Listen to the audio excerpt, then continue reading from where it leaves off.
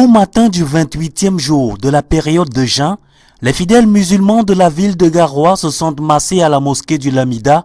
autour du Lamido pour la cérémonie de l'attachement du Coran. وإذا سألك عبادي أني فإني قريب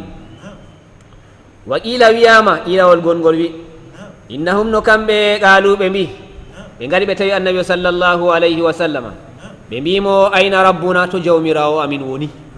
أفهمي سيكي أوي من نطلنا الله چندو من دون نطلني مو أوي الله چندو جيبني آيا كذا من دون نطلني أوي الله چندو جيبني كيتا كذا من دون نطلني إتو الله چندو ما يوني تو من وي من توران مو من دوغيتيران مو كام إتو من توات جومراو سبحانه وتعالى ماي nden fa nazarat hadhihi al-ayatu kado aya jippi alla cendo holli be alla kado wondi be mabbe ko hatoy be ngoni danjo alla cendo jippini wa iza salaka ibadi anni fa inni qaribun wa iza ne tawe ibadi jiyabe am maccu kon am salaka jamima anni do hawaru am tomi woni do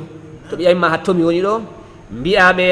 wi'a jiyabe am ya muhammadu fa inni no min qaribun mi badido min kam mi dayaki sam miɗo wondi ɓe maɓɓe miɗo andi yaake maɓɓe miɗo laara yaake maɓɓe miɗo andi haajeji maɓɓe miɗo andi torra maɓɓe miɗo andi wato hoytirma maɓɓe nden fa nazarat hadihi l ayatu aya ɗo ka jippi wa iza salaka ibadi anni fa inni qaribun ila akhiri l aya hara gare aya o wi hada sualu nde wato ɗeɗo ƴamɗe ƴamol ngol ɗo ƴamol ngol ɓe ƴami ɗo la yahlu ƴamol may ngol ferwata imma an yakuna imma awon maylato bi yami an zati Allah do zati Allah ceno Allah cenda ko to woni be zati mako foti yamde maydo yami to Allah cendo woni be zati mako aw ko bo ferwata do efta an sifati ko bo yami to sifa Allah no sifa Allah cendo way Allah do kawnano na ko o pahona ko noy sifaji mako wa an afali ko bo do efta yamde maydo jamol maydo bi yami an afali do kubar kuude mako Allah kano kuude mako o jabona o jabata o hokkona o hokkata bana himbe woni na ko bana tana himbe nabi adama ka to aymo imma hukama imma dawama. Avant l'apparition de la lune et la célébration de l'Aïd el-Fitr, il s'agit là d'une cérémonie forte annonçant la fin du mois de jeûne. Jawmi subhanahu wa ta'ala yo badita asamawa arande do o tora o do ja moy wato dabbitiro yafo mi yafa dum e moy dabbitita mi riska dum e moy torota mi jabana bi wakati may to bi adama tori Allah ceno jabana no eno non wakkati ɓi adama to wari sumtugo to tori jawmiyawo subhanahu wa taala ko tori Allah cen fu Allah cen o jabana noon eno yi hakkunde wato setinago be darnago to ɓi adama tori jawmirawo subhanahu wa taala Allah cen o jabana noon e non wakkati to imam hudbi ha hudba wakkati imam hudbi hurbarande jooɗi ɗo e wakkati may to ɓi adama tori Allah cen ɗo wakkati may fu wakkati mustajaba Allah cen o jabana noon e non wakkati yende toɓata ɓi adama to wakkati yende toɓata wakkati mustajaba to ɓi adama tori jawmiyawo subhanahu wa taala ɓi Allah cen ɗo jabanan mo eno noon wakkati sulusul laylil akhir a senna jemma ɗo geɓe tati sulusu e ragare ɗo to ɓi adama ummi tori jawmiyawo subhanahu wa taala Allah cen ɗo wato jabanan mo eno noon wakkati ɓi adama to ɗo wakkati oɗo sujudani jawmiyawo subhanahu wa taala e wakkati ma jawmiyawo subhanahu wa taala jabanan mo dowa mako wakkati ma ɓi adama ɓuuri ɓadago jawmiyawo subhanahu wa taala eno noon wakkati ɓi adama wari dillugo jahangal doha o jahowo jahangal ko oɗo wakkati oɗon nder jahangal mako e wakkati may bo to tori jawmiyawo subhanahu wa taala jabanan mo e non e wakkati to o ñawɗo bo ɓi adama ñawɗo kanko fu do'a mako latoto mustajaba wakkati to ɗo ñawɗo tori jawmiyawo subhanahu wa taala Allah cen ɗo e jabanan mo e non do'a saaro bo mustajaba e ɓinguel ha saaro to so aro makko do'ani mo e Allah cen ɗo e jabanan mo ngam majum iranda nokkuje ɗo iranda yakeji ɗo pat ɓi adama ɗuman non dawatan mazlum do'a toñaɗo ɓi adama to o toñama o weeɗi jungu mako o tori jawmiyawo subhanahu wa taala Allah cen ɗo watanan mo wallahi tallahi billahi allazi la ilaha Allah cen ɗo watanan mo annabi sallallahu alayhi wa sallam jawmiyawo ɗo wiya fattaqu da'watal mazlumi fa innahu laysa baynahu wa bayna allahi hijabun hule do'a toñaɗo rente dayte do'a toñaɗo ngam hakkunde Allah cen ɗo e do'a toñaɗo wala hijabu wirdallo wala sam Allah cen to ini jawmiyawo cen ɗo jabanan mo ngam may Allah cen ɗo ren en toñago albarki annabi sallallahu alayhi wa sallam ɓe Allah cen ɗo jaribi be toñande bo Allah cen ittan ɓe toñande may ngam toñande Allah cen ɗo wi be hoore mako inni haramtu hadisol ɓursi inni haramtu zulma ala nafsi min Allah mi harmini toñange dow hoore am to Allah cen to toñi toñaye to harminayno toñande a dow mako to toñi mo aybinta mo mo wiyatamo mo umrata Allah cen ɗo mo haɗata Allah cen ɗo amma Allah cenɗo wi o harmini toñande dow hoore maako wa jaaltuhu baynakum muharrama mi waɗi toñande hakkude mon on o tagleyam bo toñande karam ɗum fala tadalamu tata toñotire ngam may en rena wato dina meɗen be toñugo tana meɗen ngam to a toñi goɗɗo o ɓamte o wi Allah cenɗo hitanamo ni Allah cenɗo hitanan mo ngam majum en daya to a toñiɓe he Allah cenɗo ren en renu dina meɗen kañum jawmirawo subhanahu wa taala yo jubim ɗo jaaba dawata dayi do'a toriɗo isa da ani nde tawi o toriyam ɓi adama wato o watana hakkilo wakkatiji ɗo o watana hakkilo dede sharɗiji do'a ɗo to yiɗi Allah cenɗo jabanamo do'a mako ay asmami ɗo nana do'a abdiji yaɗam addayi do'iɗo isa dani to do'orakeyam wa qila wiyama addu'a ɗo ibaratun ani tawhidi wa sana'i anillahi alallahi wiwa taw ana ko woni do'a ɗo ibaratun ɗum fassitirki ani tawhidi ɗum woɗitinki Allah ceniɗo wa sana'i mantuki alallahi dow jawmirawo subhanahu wa taala ase to ɓi adama ɓamti tori Allah cen ɗo o woɗitini Allah wala mo o mari se Allah tan o waɗi tawhidi o huwi tawhidi o mantaki Allah ceniɗo bo o wi ka qawlil abdi bana konngol maccuɗo ya allahu la ilaha illa anta ha nder torde maako ya allahu ya allah am la ilaha deweteɗo wala illa anta koyna an ɗo wato o manti Allah ceniɗo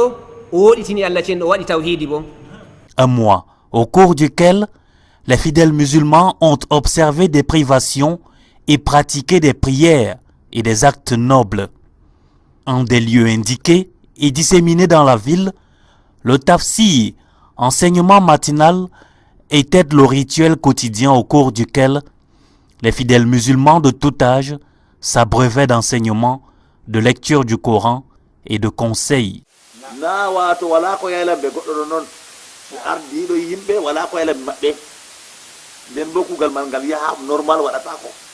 banno ɓe jooɗi jota ɗo abamina ɓikkoye goɗɗo ni wala ko yaali mo sam jota ɓinguel ummaki fajiri ɗo fini sam kanko wala ko yaali mo maka debbo ma ko finayi juuli sam kanko wala ko yaali mo man suka mako goɗɗo feere ko yaali mo ko ɓe moy yi ko debbo dilla ha dilli fuu gorko dilla ha dilli fuu feere balɗe tatima wala ɗon o anda fuuma kanko ni noyi o anda fuuma kanko kam ka gatka sare makko fuuma abamina amma anda bojo Allah be laamu mum be teddugal muɗum o ƴamanno colli toy sonnu kazaru saka mon kam yiyay ɗum bami ala siga a maître l'école nde ngar kañum waɗi appel nde garɗa poussé a appel aɓe wayne présent monsieur eɗo nasta oɗon ɗo mo fu andi wari absent o ƴamano waɗi absent man to o dilli to o woni sara wato kamɓe fikir maɓɓe ɗo dayinga machine e noyi to wato ɓikkoy men garano nasta l'école man noon ɓila appel goɗo feere diran ane man fu warata samma warata l'école man ko yaali ko o wurti saare maɓɓe wara l'école o andi appel wala to ɗo ko moye si anda saare ma ɗo an on wiyete mas'ul ha saare ma famin Allah ƴamtan goɗɗo haala saare mum man ɓikkoye ma rewɓe ma suka en ma ɗume ma pat do hoore ma wallazina kafaru wa kazzabu bi ayatina ulaika ashabul jahim ya ayyuhallazina amanu la tuharrimu tayyibati ma ahalla Allahu lakum wa la ta'tadu inna Allaha la yuhibbul mu'tadin wa kulu mimma razaqakumullahu halalan tayyiban wattaqullaha allazi antum bihi mu'minun. Les 10 derniers jours de cette période de privation sont très importants pour le fidèle musulman et la nuit du destin plus encore. Au cours de cette nuit, les grâces et les bénédictions vont au-delà de 1000 mois d'adoration. Cette nuit-là,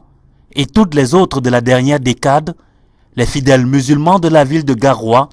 ont investi les lieux de prière, multipliant actes d'adoration.